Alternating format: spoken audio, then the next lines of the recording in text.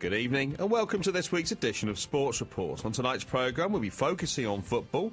We have an interview with national manager Alan Buller, who named his squad for a double-header in a couple of weeks' time against Georgia and the Republic of Ireland at the weekend. We'll also have a special report of Gibraltar's involvement in UEFA's Best Player Awards, which happened in Monaco recently. We'll also be finding out what's in store this coming Saturday and how preparations are going for another big day at the stadium for local rugby. And we'll be rounding up the rest of the Rock sporting news at the end of the programme. We start to end with football, and with the stadium finally back to a playing surface, the GFA Premier Division finally kicked off with its first round of matches, as Richard reports. The Argos Premier Division is finally underway once again after a 3.5-month break, and it kicked off on Friday evening as last season's treble champions Lincoln began their league defence against Lynx. The match had been highly anticipated by many. Although we didn't receive official figures, there must have been at least 750 spectators in the stands, with a few now opting for the ever unpopular East Stand. Many changes have taken place over the summer period, with an even larger foreign influx throughout the division. This season, even Lincoln Red Imps, who have always been able to boast a 100% Gibraltarian squad under previous manager Mick McElwee, have succumbed to foreign quality, starting with the manager's role, which is now filled by ex-Cádiz and La Valona boss Raúl Procopio Baizán. But the most evident change for Lincoln comes in goal, as Gibraltar's national goalkeeper Jordan Perez has been replaced by one of Procopio's new signings, Raúl Navas. Perez was on the bench for the second game in a row after the Pepe Reyes Cup a few weeks back, and it will be interesting to see if he's a part of Gibraltar's starting 11 against Ireland and Georgia in 3 weeks' time, even without Premier match practice. The first half saw Lincoln dominate the ball throughout, but they were no match for Lincoln's defensive force, who constantly broke down attack after attack. The current champions had a few half chances during the first 45 minutes, both from set pieces and from open play, but they just couldn't find the targets. Although maintaining their possession, Lincoln were not playing that fluid passing game which we have come to expect of them, and was using long balls to help the ball upfield and into the box. Lynx, on the other hand, were playing very defensively and using the counter-attack to search for a goal. The defending was solid and effective, however they weren't having too much luck on goal. The only goal of the game came just 2 minutes after the restart, and it was Robert Gilling who struck for Lynx against his former lifelong club. The new Lynx signing retrieved the loose ball in the centre of the box before turning goalwards to squeeze the ball inside the right post, with Navas unable to stretch enough to keep it out. The goal sent the ever-vocal Lynx fans wild in the stands and left Lincoln wondering how Gilling managed to find so much space in the box. From then on, Lincoln seemed to just fall apart. They weren't maintaining possession as well as they had in the first period, and Lynx were managing to progress upfield more often, while still defending very solidly. Gilling's goal proved to be enough for Lynx to be the first team to beat Lincoln in 5 years, making it an historic result in the first game of the new season. Considering Lincoln have now made various foreign signings, 4 of which were a part of the starting 11, perhaps they still haven't had enough time to gel as a unit. Having said that, it's just the first game of the campaign, and anything could still happen over the next 8 months.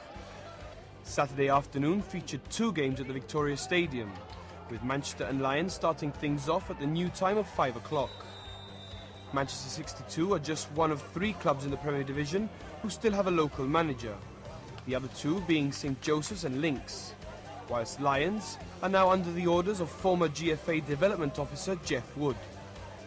The game remained at 0-0 for the opening 20 minutes before Manchester were awarded a penalty.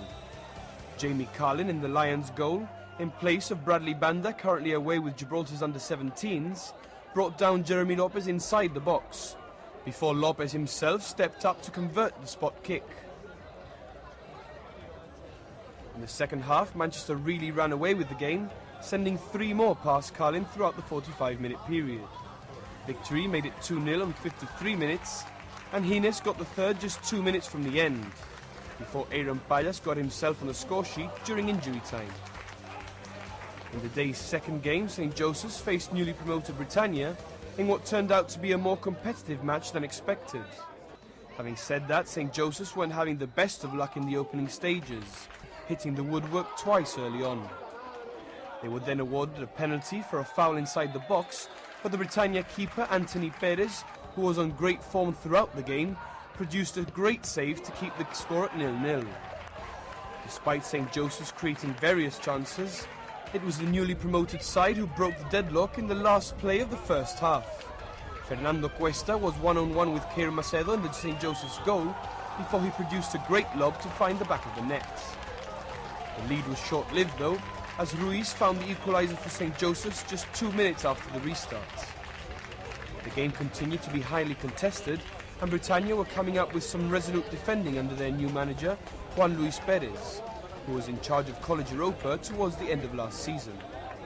The last game of the first round featured College Europa against Glacis United in what was expected to be a relatively easy game for College, and so it turned out to be. By half-time, College were already 4-0 up thanks to goals from Christian Tonchev, Javi Tamaño and 2 from Juanse. There really didn't seem to be much in the Glacis squad, and a comeback was certainly being ruled out by half-time. Then, after the break, the North District club conceded 2 more as Tonchev recorded his second, before Robert Montovio finished off a 6-0 hammering. College certainly looked very strong in their opening game, but to be fair, Glacis never provided much opposition for them. It will be interesting to see what happens when the current league leaders, on top through goal difference, come up against the likes of Manchester, Lynx and Lincoln later on in the season. As mentioned at the top of the programme, national manager Alan Buller named his squads ahead of Gibraltar's next 2 UEFA Group D matches at the weekend. I caught up with Alan during the Premier action at the weekend to get his thoughts on the squad named and other issues regarding the national squad which have risen recently. Alan, 2 weeks before the Ireland game and the Georgia match, 2 games in the space of 3 days, it's been a tough ask, and you've started to think about naming your squad. You've got 19 or so players so far. Can you tell us a little bit about who you've selected this time? Are there any surprises? Yeah, obviously, like you said, it's going to be very tough, and it's the first double header as such in a UEFA qualifier. So, but we've got to do it and test it and see what happens. And I've named at the moment about 19 players. I'm still looking at more players. There could be some players that I might pick just for the Georgia game, but at the moment, that players that will be going to both matches. In goal, Jordan Perez and Jamie Roba. Defence, we're looking at Roy Cipollina, Scott Wiseman, Joseph Cipollina, Jovan Santos, Jack Sargent, JC Garcia, Ryan Casiaro. Midfield, Liam Walker, Brian Perez, Rafa Vado, Jake Gosling, Jeremy Lopez, Anthony Hernandez, Aaron Payas. Up front, Lee Casiaro, Kyle Casiaro, Adam Priestley. So, like I say, I've still, there's 19 players there. I could take up to 23. I'll see if I do take 23. And there could possibly be some names coming up just for the Georgia match. I'm picking squad depending on the opponent that we've got. If we look at the last game out in Poland, against Poland in Faro, very, very good first half. Second half, not so good. Maybe lost a little bit of respect for Poland from the fact that they did so well in the first period. Yeah, obviously, it was a very tough week leading up to the Polish match, and probably same as myself and the rest of the team, we experienced feelings we never knew that they were there, and it was very tough. We had the game plan, and obviously in the first half you saw that, we maintained them, we kept them, and we showed that we can give a game to anyone. Second half, basically we lost it in the first 10 minutes. Things happened there that shouldn't have happened. No one actually went out, or even in the team talk at half-time, no one even mentioned of attacking Poland at this stage. Just keep on doing what we were doing, and then just, if we can, counterattack them. But it happened, it happened. We gave them too much space. And we've just got to bring the positive from it and work hard on it. And obviously everyone knows what we all did wrong, and we've just got to fix it. You just said there that we've got to accentuate the positives. There were some negatives, obviously, and it's good to get that game out of the way. We've had that first UEFA game. We now know what we're going to take forward to the Republic of Ireland. Looking for a positive response once again from the players? Yeah, of course, and always every single game we go in, we're looking at a positive response, and the players now, obviously Poland is out of the way. We've got to think about Ireland. We can't dwell on that anymore. But many things, many positive things. One of the biggest positive things, and it was amazing, the reaction of our fans. And that was a major concern for us. If we get a heavy defeat, if we concede 3 or 4 goals in a couple of minutes, how will our fans react? And for me as manager, I always need them because they are the 12th man on the pitch, and it's for them to respond in the way they did. It made my job a lot easier going into Ireland because, even after the defeat, they were still there. They were still cheering on the lads. Great comments coming through from the fans, and that is what helped me pick up the players and my technical team and to go forward. So absolutely great. You just mentioned the technical team. It's something the GFA have been keen to point out, that we're by no means at the full maximum like some countries are, 20, 30 people helping out a national squad. You're happy with the numbers that you've got behind the scenes looking after the players? Yeah, obviously I'm happy. It's a technical team. It's never been seen before in Gibraltar. So, I always knew that there might be some criticism because with people, if you don't know something, there's always going to be that, should it be this way, should it not be that way. Bit concerned really because in Gibraltar we're all football lovers and many people support their teams all over the place, and they know what a technical team is. The amount of work that goes in order for our players to perform at the highest level is what you need. And we've got 12, others have 11, others have 15, others have 18, others have 20, others have more than 20.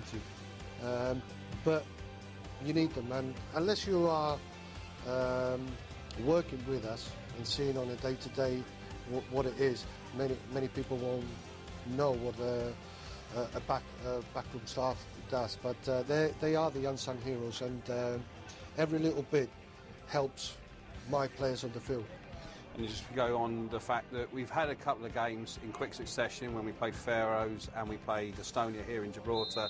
That would have put the boys in good stead because you've got quite a settled squad. Looking forward to the challenges of 2 games in the space of 3 or 4 days? Yeah, obviously we are looking at that challenge, and it did, like you pointed out, we did it with Faroes and Estonia. So they know what a double header is. We still got to taste a double header at 100 miles an hour, and that's what we're going to get now. We're going to get a double header of 100 miles an hour. So there's still lots of things to learn, but again, that's my job and my backroom staff job, to make sure that everything runs smoothly and life is made easy for the players. Looking forward to a positive response from the players and the coaching staff ahead of the 2 games. Yeah, obviously looking forward, and we're going out there to, like every single game we go, whichever the opponent is, we're going to try and give them a good run for their money, and that's all we can do, and try and get some points along the way. No dress rehearsals at this level, Alan? No. Dress rehearsals are over and done with. This is the real McCoy, like they say, and this is what we have to do. And you can see already that we're in the group of death, like everyone says, and teams are looking at goal difference now, and they're just going to be going out there 100 miles an hour, every single nation, to gain points and to get as many goals as possible, and we're just going to be wary of that. That's all for part 1. After the break, we'll have a special football report on Gibraltar's involvement in UEFA's Best Player in Europe Awards. We'll also look ahead to the weekend's rugby at the stadium, and we'll be rounding up the rest of the Rock Sporting news at the end of the programme.